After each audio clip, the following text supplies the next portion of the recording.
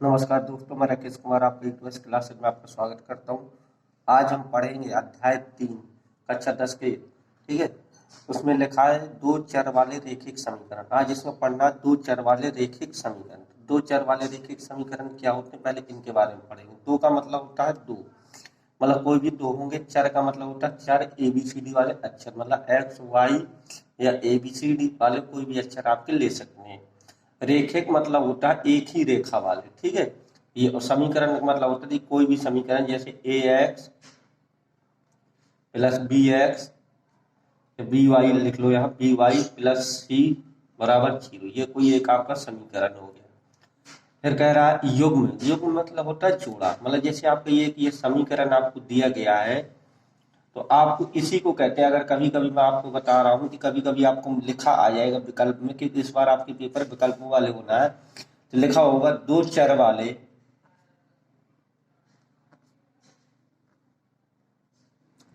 रैखिक समीकरण का मानक रूप। समीकरण का मानक, या इसमें लिखा होगा व्यापक। ठीक है, रूप। तो आप क्या लिखेंगे, A X plus B Y plus C बराबर 0। ये आपका क्या है, आपका मानक रूप है। लेकिन इसमें क्या लिखा, दो चर हो गए एक्स और वाई। ठीक है, यहाँ पे ए बी का मतलब है आपके यहाँ कोई भी संख्या हो सकती है काउंटिंग वाली अचर पर। ठीक है, रेखिक समीकरण मतलब एक रेखा का समीकरण। युग्म मतलब जोड़ा, तो जोड़ा के लिए हम क्या करेंगे, दो समीकरण आपको होने चाहिए। जैसे हम इसमें लिख सकते हैं a1 x, या फिर सीधा आप इसको लिख सकते हैं a1 हटाकर यहाँ x1 plus y1 plus c1 बराबर 0। और इसको लिख सकते हैं a2x plus b2y plus c2 बराबर आपको 0। ठीक, इसको भी b2 लिख लें। ठीक है, b1 सॉरी, तो a1x b1x b1y plus c1, a2x plus b2y plus c2। ठीक है, आपको इस प्रकार से इनको जोड़ा बनाना। तो ये समीकरण एक मान लीजिए, ये समीकरण दो। ठीक है, ये आपके समीकरण के मानक रूप हुए। ठीक है, क्या हुए, मानक रूप हुए। इनको भी मानक रूप, ये आपका पहले समीकरण के लिए मानक रूप है, या दूसरे समीकरण के लिए मानक रूप है। a2x plus b2y plus c2 बराबर 0, या a1x plus b1y plus c1 बराबर 0। ये पहले के लिए, दूसरे के लिए, और ये आपका दो चर वाले रैखिक समीकरण का मानक रूप है। ठीक है, इस प्रकार से आपको इसको हल करना है। अब इसमें आपसे पूछ लेता है कभी कभी, निम्नलिखित में संगत असंगत वाली बात पूछेगा, कहेगा संगत या असंगत, आपसे पूछेगा असंगत। ठीक है, आपसे कहेगा कि संगत हल है या असंगत हल है। आपको इस प्रकार से कोई समीकरण दे देगा और पूछेगा ये आपका संगत है या असंगत। तो आपको मान लीजिए कोई एक समीकरण दे रहा, में आप जैसे यही वाला समीकरण है आपका दिया है, तो आप इसमें संगत के लिए आपको लिखना होगा, पहले हम a1 बटे a2 बराबर b1 बटे b2 बराबर c1 बटे c2। आपको क्या करना है कि ये जो a1 है, b1 है, c1 है, इनको नोट कर लेना है। a2 है, b2 है, c2 इनको नोट कर लेना है। संगत के लिए अगर आपका यहाँ शुरुआत में जो मान है a1 b1 और a2 b2 के मान आपको अगर बराबर नहीं मिलते हैं, a1 बटे a2 और b1 बटे b2 के मान आपको बराबर नहीं मिलते हैं, तो आपका ये क्या है, संगत होगा। क्या होगा, संगत आपका ये हल होगा। ठीक है, और आपका एक ये a1 बटे a2 बराबर b1 बटे b2 बराबर c1 बटे c2। आपको अगर तीनों मान आपको बराबर मिलते हैं, क्या मिलते हैं, तीनों मान आपको बराबर मिलते हैं, तो ये भी आपका क्या है, संगत है। क्या है, आपका संगत है। ठीक है, एक आपको कंडीशन मिलेगी a1 बटे a2 b1 बटे b2 और नॉट इक्वल c1 बटे c2। मतलब आपको ये शुरुआत के तो मान आपको बराबर होंगे, हो सकता है लास्ट वाला आपका मान बराबर ना हो। पहले में क्या कि पहले ही शुरुआत में आपका मान बराबर नहीं होगा, तो संगत है। एक ऐसा होगा जिसमें तीनों के मान बराबर होंगे, तो भी संगत है। एक ऐसा होगा ये मान तो आपके बराबर होंगे, लास्ट वाला मान आपका बराबर नहीं होगा। जब लास्ट वाला मान आपका बराबर ना हो, तो ये क्या हो जाएगा, असंगत की कंडीशन आपकी होती है। किसकी कंडीशन होती है? असंगत की। इसके बाद आपको इसमें कभी पूछ लेगा प्रतिच्छेदक, प्रतिच्छेदक रेखा या प्रतिच्छेदक बिंदु भी पूछ सकता है, या अद्वितीय हल,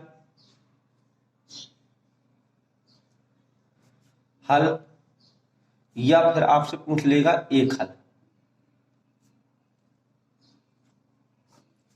ठीक है, ये आपसे पूछ सकता है, इतनी चीजें ये आपसे हर साल पेपर में पूछते हैं। मैं आपको बता रहा हूँ चैप्टर होने से पहले आपको ये मुख्य चीज है। इसके बाद आपका जब आपका चैप्टर चालू करेंगे तो उसके बारे में बताएंगे। आज इसके बारे में पढ़ते हैं और कुछ चैप्टर के बारे में आज पढ़ेंगे। ठीक है, तो कह रहा प्रतिच्छेद रेखा अद्वितीय हल या एक हल।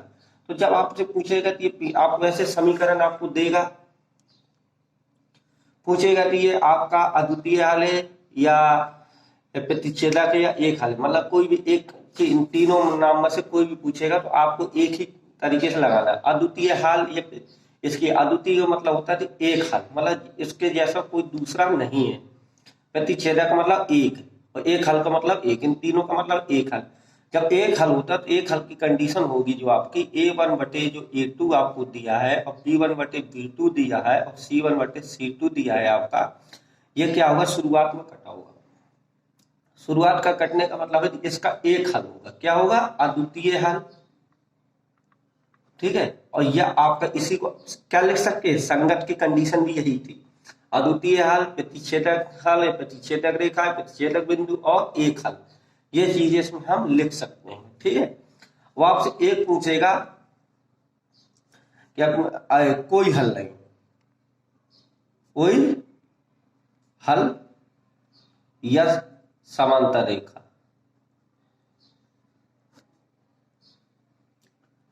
ठीक है, कोई हल या समांतर रेखा पूछ सकता है। इसका कोई हल है या समांतर रेखा, तो आपको समांतर रेखा के लिए क्या रखना होगा? ये कोई हल के लिए A1 बटे A2 बराबर B1 बटे B2 बराबर नॉट इक्वल C1 बटे C2।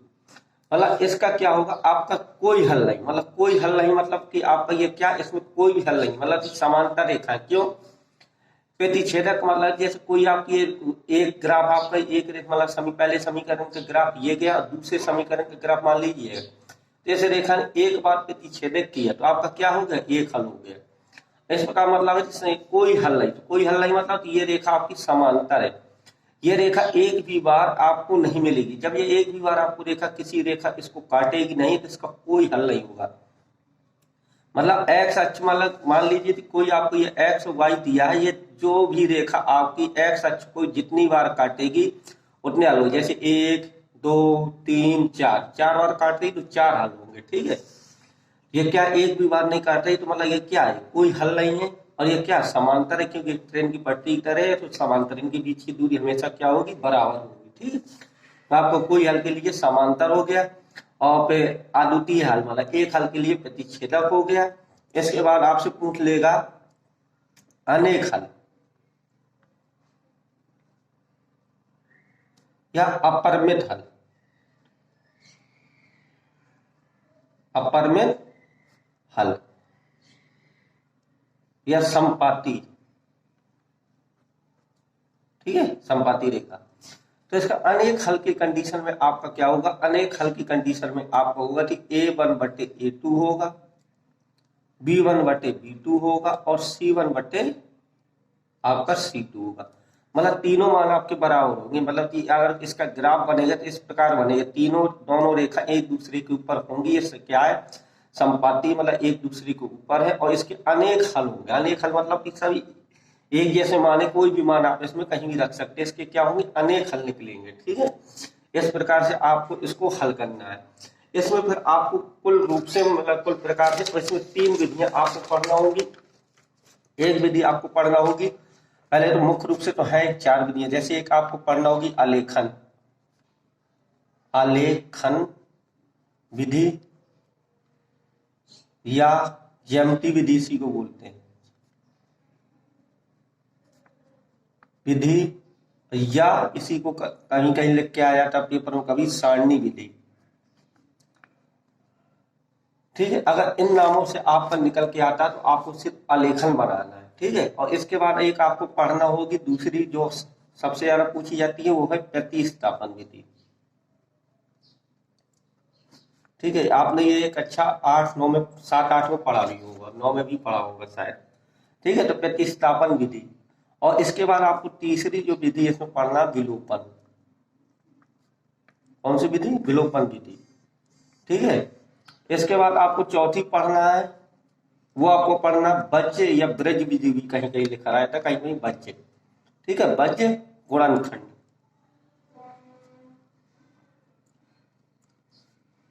विधि। ठीक है, तो आपको इसमें मैं आपको बता दूं प्रतिस्थापन विधि होती है। तो प्रतिस्थापन में जैसे आपको कोई मान दिया था a1x plus b1 y plus c1 बराबर आपको 0 दिया था। इसमें हम क्या करेंगे, कोई एक मान निकालेंगे। एक मान निकालने का मतलब है कि बाकी मान हम आपका दिया x का y का मान निकालेंगे। जैसे अगर x का मान निकालेंगे तो a1x बराबर ये बाकी चीजें हमारी क्या होंगी, इस साइड आ जाएगी बराबर की, तो माइनस b1y माइनस का c1 यह आ जाएगा।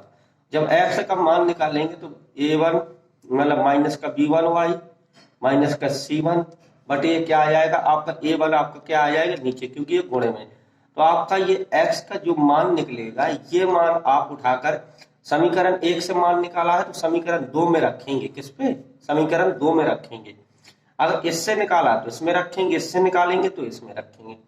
इसमें रखकर हम क्या करेंगे, y का मान निकालेंगे। y का मान निकाल के फिर समीकरण रख के x का जो एक्चुअल मान है वो रख सकते हैं। ठीक है, और आपको विलोपन विधि में क्या करना है, जैसे आपको विलोपन विधि में जैसे ये आपको मान दिया a1x plus b1y plus c1 बराबर 0 और दूसरा दिया है आपका a2x plus b2y plus c2 बराबर आपको 0। तो आपको क्या करना है कि ये मान आपको काटना, कोई एक मान आपको इनको बराबर बनाना। जैसे a1 है तो इसको भी a1 बनाना होगा और a2 है तो इसको a2। तो क्या करते हैं, तो a2 का गुणा इसमें कर देंगे और a1 का गुणा इसमें कर देंगे, तो ये बराबर हो जाएगा। और इनके प्लस माइनस करके घटाने पर इन चिन्हों को देखते हैं और हल कर लेते हैं। सवालों में आप और अच्छे से समझेंगे। ठीक है, इसके बाद जो आपका ये दिया है बज्य गुणनखंड, तो बज्य गुणनखंड में क्या है कि आपको a1 a2 b1 b2 और c1 के आपको c2 इनके आपको मान निकालना होंगे। इनके मान निकाल लेंगे जब, फिर x बराबर आप इसमें मान रखेंगे y बराबर z बराबर। ठीक है, जब x का मान रखेंगे तो ये x वाले मान थे ना, कि x वाला समीकरण को मूल लेंगे मतलब अलग कर देंगे, यहां से चालू करेंगे। क्या करेंगे, b1 बटे b2 और c1 बटे c2। और जब इसकी बात आएगी तो इसमें क्या करेंगे, y वाले मान मूल लेंगे, यहां से चालू करेंगे c1 बटे c2 a1 बटे a2। और जब z वाली बात आएगी तो z वाले ये वाला मान अलग करके a1 बटे a2, ठीक है, और b1 बटे b2 आप ये मान रखेंगे। जब ये मान रखेंगे इनका गुणा करेंगे तो कोई मान आपको वही रहेगा सेम। क्या आ जाएगा, b1 c2 और इसका जब करेंगे तो माइनस लगा देंगे, माइनस b2 c1। ऐसे इसका करेंगे, इनको बराबर रखेंगे तीनों को, इनका करेंगे c1 a2 minus c2 a1। ठीक है, ऐसे z वाले का करेंगे a1 b2 minus a2 b1। इनका मान रखकर और आप इसमें जो a1 a2 यहाँ से जो मान निकालेंगे आप समीकरण से, वो मान रखकर इनको हल कर लेंगे। इनके फिर हल करने का मतलब है इसकी तुलना इससे कर देंगे, इसकी तुलना भी इससे कर देंगे। ठीक है, जब इसकी हम आप तुलना करेंगे तो तुलना करने पर हमारे जो एक्स वाई के मान निकल आएंगे। ठीक है, इसको जेड की जगह 1 रख लेते हैं। ठीक है, इतना आपको करना है। अब आप देखिए आलेखन विधि वाला। तो आलेखन विधि का मतलब क्या होता है, जैसे आपका ये दिया था a1 बटे a2 बराबर b1 मतलब समीकरण लिख लेते हैं। जैसे आपका दिया था a1x प्लस b1y प्लस आपका c1 बराबर आपका 0 दिया है। तो दूसरा आपका दिया था a2x plus b2y plus c2 बराबर आपका 0 दिया है। जब आप आलेखन निकालेंगे तो इसमें x बराबर कुछ भी मान आप रख सकते हैं। ठीक है, x बराबर कुछ भी मान रख सकते हैं या y बराबर आप कुछ भी मान सकते हैं। अगर x का मान कुछ भी रखेंगे तो y का मान निकलेगा, y का मान भी रखेंगे। इसको हमें क्या करना है, प्रत्येक समीकरण में लगभग 2 बार मान रखना है। x के 2 मान रखना है, जैसे 1 रख लिया एक बार तो दोबारा 2 रख लेंगे, यहाँ भी y के मान आपको निकलेंगे। इस प्रकार से आपको समीकरण 2 में भी आपको यही करना, 2 मान आपको यहाँ रखना है। x के या y के कोई भी एक मान रख लेना, एक्स का रखेंगे तो वाई के निकल आएंगे, वाई का रखेंगे तो एक्स के निकले। दो मान यहाँ पे रखना। जब आपके दो मान निकलेंगे तो फिर आपको एक समी रेखा बनाना है, मतलब ज्यामिति, ठीक है, निर्देशन ज्यामिति तरह। ये आपका एक्स अक्ष होता है, ये आपका वाई अक्ष होता है, ये एक्स डैश होता है, ये वाई डैश होता है। ये प्लस के होते हैं, ये प्लस के होते हैं, ये माइनस के होते हैं, ये माइनस। अगर आपका यहाँ कोई प्लस का मान निकला है, क्या है, अगर यहाँ आपका कोई प्लस के मान निकले तो इस साइड रखेंगे, माइनस के निकले तो इस साइड रखेंगे। मान लीजिए सपोर्ट है आपका प्लस का 3 निकला तो हमने यहाँ 3 रख लिया, यहाँ पे ये आपका 3 या 2 निकला, जो भी इस प्रकार से रख के ऐसे समीकरण खींचेंगे। अब मान लीजिए आपका एक्स का मान ये निकला है और वाई का मान मतलब माइनस में निकला, तो आप इस प्रकार रखेंगे तो ये समीकरण आपका कौन सा हो जाएगा, प्रतिच्छेदक रेखा हो जाएगा। इसी प्रकार से हम सवालों को और लगाएंगे, आगे देखते हैं आप सवालों की ओर। ठीक है, ठीक है दोस्तों। अब अगर ये कोई मान आपका एक समीकरण में आपको एक बता रहा हूं, अगर आपको कोई यहाँ पे 1 2 3 है और ये 1 2 3 है, आप मान लीजिए आपको कोई भी मान आपका ये 3 और 3 निकल के आया है, मतलब 3 या 2 भी निकल के आया, कोई 1 2 भी निकल के आया। अगर इस प्रकार से आपकी रेखाएं बन रही थी, ये कौन सी रेखा है, समांतर रेखा है। इसका क्या होगा, इसका कोई हल नहीं होगा। ठीक है, इसका तो एक हल होगा, इसका कोई हल नहीं होगा। अगर आपकी कोई रेखा इस प्रकार से निकल के आ रही है, जैसे मान लीजिए कोई है आपका 2 3 ये मान निकल के आ रहे हैं और 2 3 दूसरा भी मान निकल के आया दूसरे समीकरण से, आपको मतलब एक दूसरे के ऊपर काट रही रेखा, तो ये क्या हो जाएंगी, संपाती रेखा हो जाएंगी। ठीक है, इस प्रकार से आपको इसी में संगत असंगत की कंडीशन मैंने बता दी है। अगर दोस्तों ये सब चीजें समझ में आई है तो अपने दोस्तों के पास शेयर करें, लाइक करें और सवालों को समझें। ठीक है, अब सवालों की ओर समझने के लिए आपको दूसरी वीडियो देखनी होगी। इस वीडियो को ज्यादा से ज्यादा मात्रा में शेयर करें, जिससे आपको एक एक सवाल की वीडियो प्रॉपर रूप से डेली मिलती है। अगर आपने नोट्स नहीं बनाए तो नोट्स बनाएं और अपने दोस्तों के पास जरूर वीडियो को शेयर करें, लाइक करें, कमेंट करें। अगर कोई चीज समझ में नहीं आई है तो हमारा आपको नीचे व्हाट्सएप नंबर मिल जाएगा, उस व्हाट्सएप नंबर पे आप पूछ सकते हैं कोई भी सवाल हो किसी भी क्लास का। ठीक है, जय हिंद, जय भारत।